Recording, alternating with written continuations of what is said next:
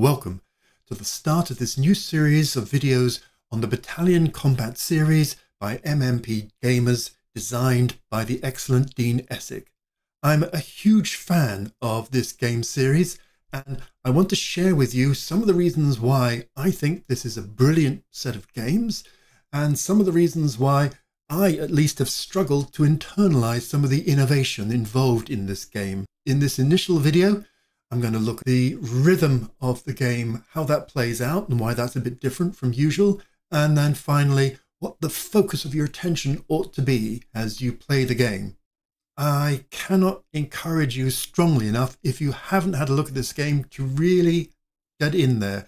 There's already 5 different games to get involved with. Last Blitzkrieg is the Battle of the Bulge over in Belgium. Baptism by Fire is the Battle of Kasserine. Brazen Chariots, my own personal favourite. Panzer's Last Stand is in Hungary in 1945. And Aracourt is in France, 1944, after the Normandy breakout. Still waiting for my copy to arrive. Fingers crossed it won't be much longer, crossing the pond and arriving in England.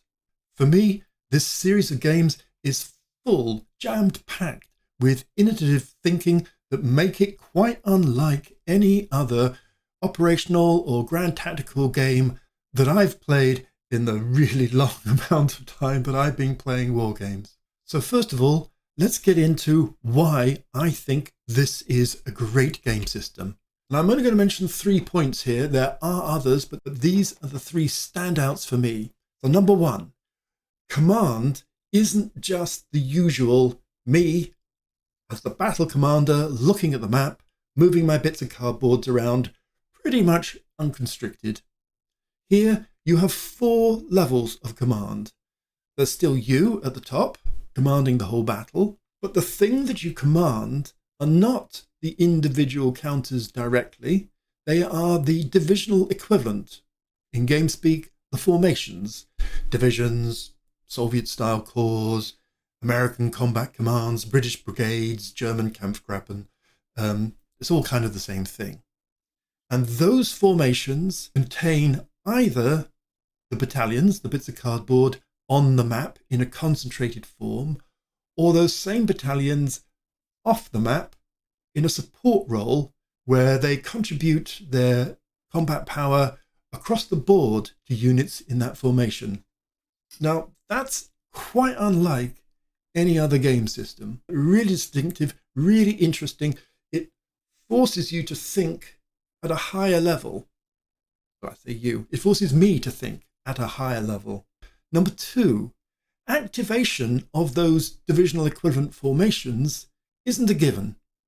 It is constrained by things like logistics and fatigue, by the road network, by the kinds of activations that you can achieve rolling a dice on the snafu roll, situation normal, all fucked up, and by some game-specific rules depending on the circumstances of the individual designs.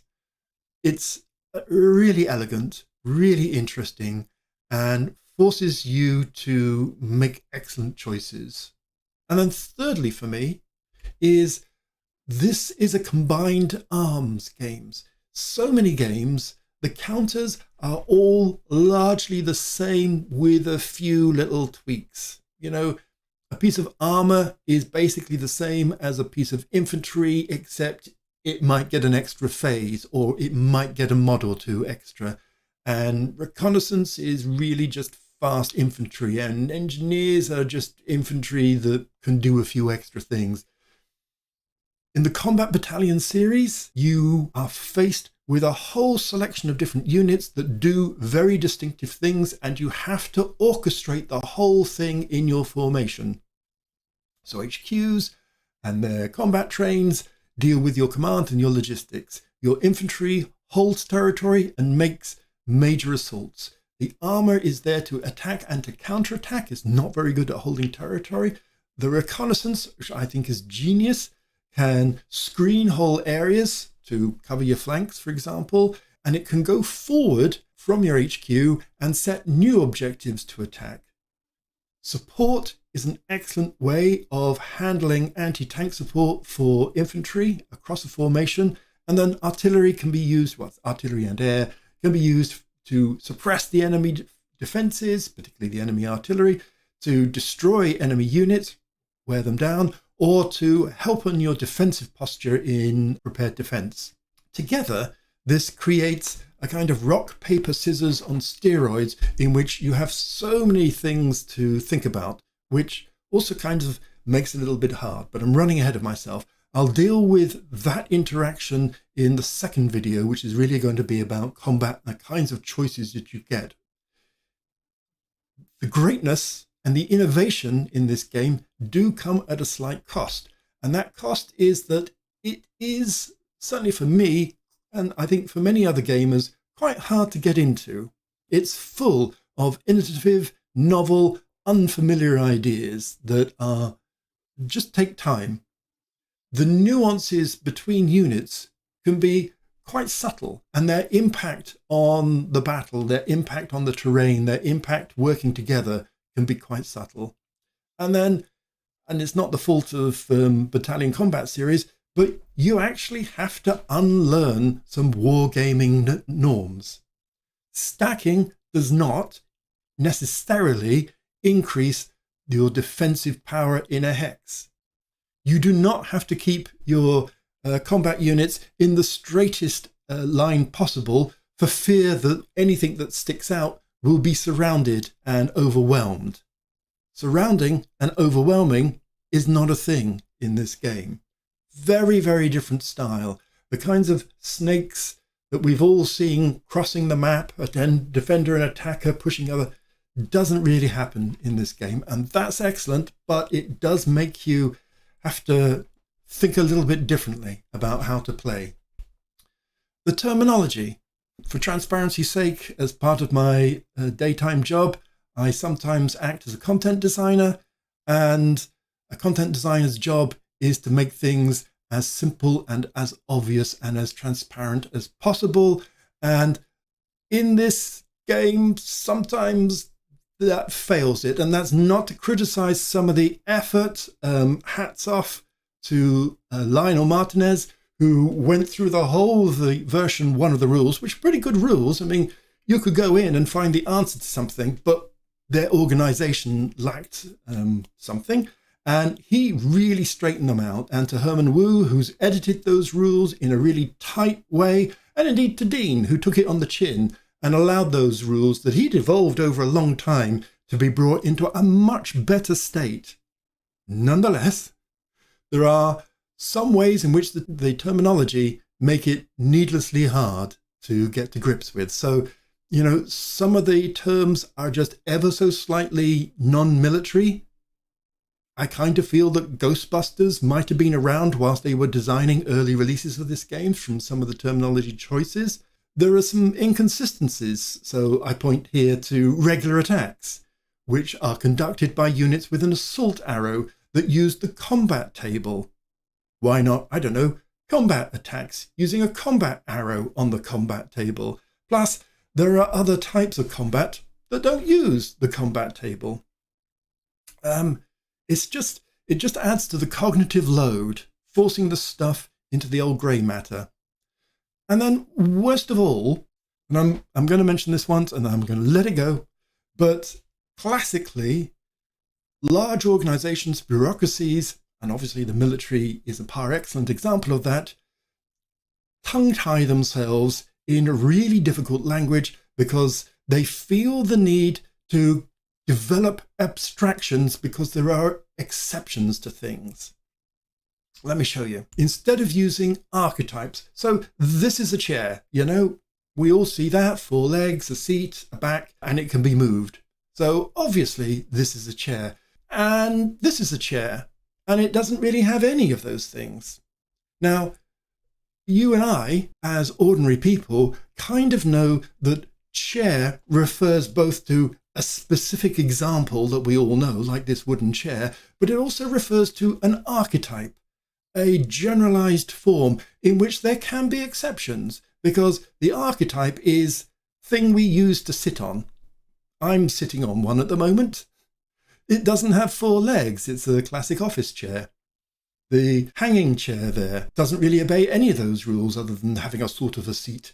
If you're in the military or if you're designing this game, you go, well, we can't call it a chair because the rule is exception, so we'll have to make up some term. I've created the sedentary ensconce unit as an example.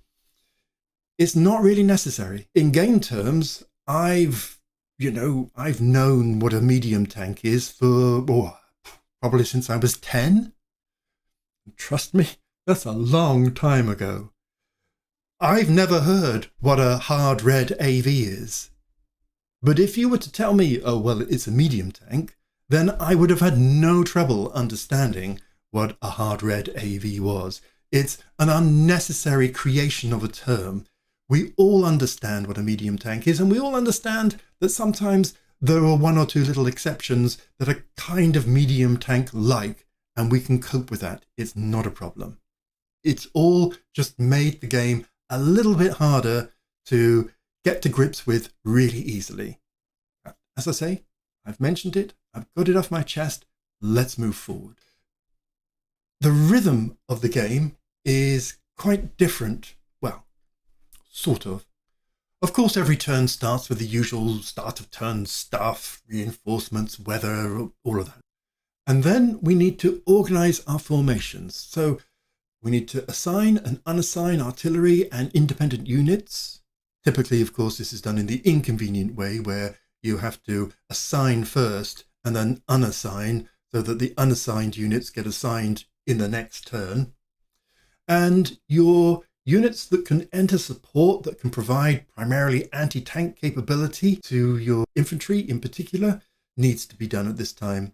And if you're using it, and I strongly recommend that you do use it, if you're using formation orders, this is the time when you do that, which forces you to take a panoramic view of the battlefield and decide in a holistic way what to do with those formations, which is great because it stops you from cherry picking, oh, well, the enemy's moved here, so I'm now going to move there. Now, the writing of orders could not be simpler. You either write no orders at all, in which case the HQ stays put, or you tell the HQ to move. Moving forward is an attack or an advance. Moving backwards is a retreat. If you want it to move a long way, you can use some march objectives to give it a few waypoints. But that's it, really. And you just say a village name, a town name, or a hex. You put the formation into prepared defense at the cost of weakening its ability to counterattack. And you can set it to recover some fatigue. And you can do those two things, prepared defense and recovery, together. It really couldn't be simpler. It just consists of you and a pen and a piece of paper noting down some locations for it to move, or whether it's in prep def or recovery. And then we have first player determination. In all scenarios, the first turn obviously is set, and then there are a number of choices in the game rules as to how you do this. You can do it using a simple die roll, or you can do it through various chip pool systems. The gaming group I belong to tends to use the chip pool mechanism, where we put all of the formations into a bag and pull out 3. The side that gets 2 allows the person of that side to choose which formation they want to pick at that moment and puts the spare one back in. It's a very elegant and simple solution. It doesn't work in all of the games, notably, for example, Panzer's Last Stand, and that has a very specific system of play, and we tend to use the dice to determine the first player for that. Having organized your formations, you then activate your formations. You pick one, as per our chip pool system. You prepare the formation, mainly sorting out or checking its supply line. And if you've ordered it into recovery, you go off into a little mini sequence. You then attempt to activate the formation, rolling on the snafu table. If you fail your snafu roll, again, there's a separate failure sequence. If you succeed in either a full or a partial activation, then you place an objective or 2. And then you activate the formations, and then finally you have the usual cleanup kind of activities. The formation activities, moving, doing reconnaissance, having combat, adjusting your supply line cohesion, flipping over your combat train and so on, possibly removing your prepared defense. This, takes up 80% of the entire turn, just really this one, as you move the individual units around in a way that you are very familiar with, but on a formation by formation basis. And if you've done orders, then you can't just suddenly pivot the formation to either take advantage of a sudden opportunity that presents itself, or indeed to recover from a very poor order when the enemy has rushed through and done something embarrassing for you. And then finally, it's the usual turn end. So this rhythm of really thinking about your formations and activating formation by formation is really elegant. It really shifts your focus away from min-maxing the individual piece of cardboard. Oh, look, I could rush off in this unexpected direction. Oh, I could suddenly decide to do something completely different with it. It makes you think at a higher level, and it makes you focus on a range of things. Well, ideally, obviously, you should focus on the victory conditions, although I have to confess, I'm the kind of player who, as much as anything else, is in it for the journey rather than necessarily focusing on the victory conditions, but I do try and give them a passing reference. Then you need to look at the terrain. Now, okay, fair enough, that's true of most games, but here it really restricts the ability of your formation, not just the individual unit, to go and do stuff. So sort out where there are various choke points that could be bad for you or you could take advantage of. Are there key terrain? Key terrain is one that doesn't have to retreat from. Is there some double terrain where you get benefit from both the hex terrain and also hex side terrain? And if you're playing the optional unit traffic rule, are there points at which moving along the road in restricted terrain will absolutely jam up the rest of the road so another formation can't leap over the top of you? You need to focus on your command and control, your supply, the roads. Are you mixing up your formations and getting into a mess which will make it harder for them to activate or activate fully in later turns? What's the avenue of your advance going to be? Now, that said, some of the games, particularly Baptism of Fire and Brazen Chariots, are done in the desert, and they are much more open, both in terms of terrain and in your ability to move units around without suffering many of those significant command and control problems. But they then give you the problems of flank security. How on earth do you go whizzing off and make sure that you don't get the enemy behind you? And then thirdly and fourthly, your enemy's weaknesses and your own strengths of your formation. Are they suffering from poor cohesion? Are they spread out all over the place? Is their supply line disrupted? Do they need to gather in order to reorganize themselves? Are they thinly held? Are the individual units weak or strong? Have they taken a lot of step losses? Are their chances of activating poor or indeed non-existent? What level of fatigue do they have? And are either the units isolated or the formation itself at risk of being cut off and isolated from its supply points? Looking at it from this perspective will drag your attention up to look at the bigger picture. And the bigger picture is where this game series works so brilliantly well. And finally, if you want to learn BCS, well, first of all, the old support book is a must read, and then having read it, reread it and possibly reread it again. Out on YouTube, there are some other excellent channels. I would completely direct you towards the Tabletop Edge. Doug's lovely American, who is super rock solid in his rules and explains things beautifully and lays out all the odds to really help you understand what's going on. Games with Bjorn, lovely Swedish man, does a similar job. He looked at last Blitzkrieg. It's a few years old and he's using the version 1 rules rather than the version 2, but it's still a lovely example of a game playing through, and where he makes mistakes, he's really excellent at reflecting and going back and sorting that. As is Wise Guy History, Nathan from Australia, who's been doing a lot of work with several of the games, and again is very engaging in his playthroughs, and I think really excellent in his reflective pieces after the game, where he tries to pulls it all together and understands what's happened. Over here in England with me is Alan the Blue Tweezers, who I played with many times before, who's been doing an excellent playthrough of Panzer's Last Stand in amongst the many, many other pieces of good work that he does. And then finally, Aardvark Flair Gary, he does tons as well, but I would particularly point to how to play Wargames on the Vassal so that you can use these big games and play on the big screen as we have here.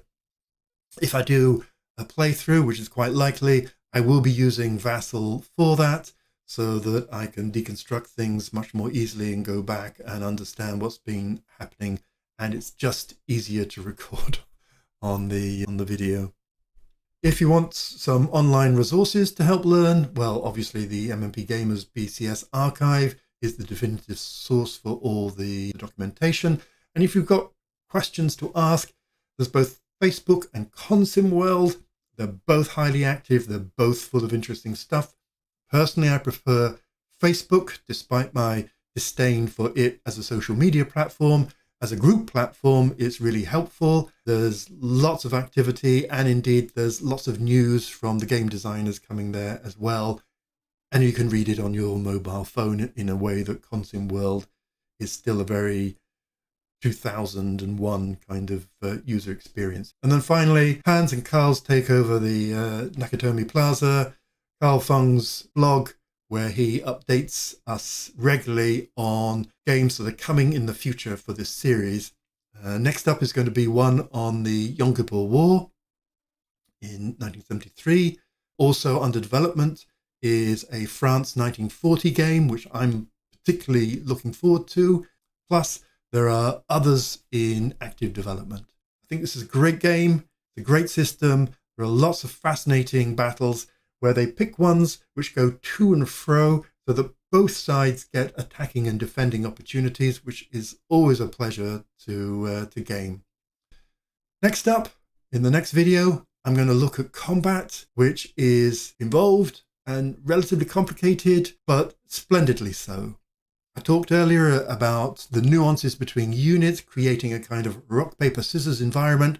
Well, it's rock, paper, scissors times 2. I'm going to unpack all the sophisticated elegance that's involved in the combat system. I hope you found this enjoyable and interesting, and please join me for our exploration of combat in the next video. Thanks for watching.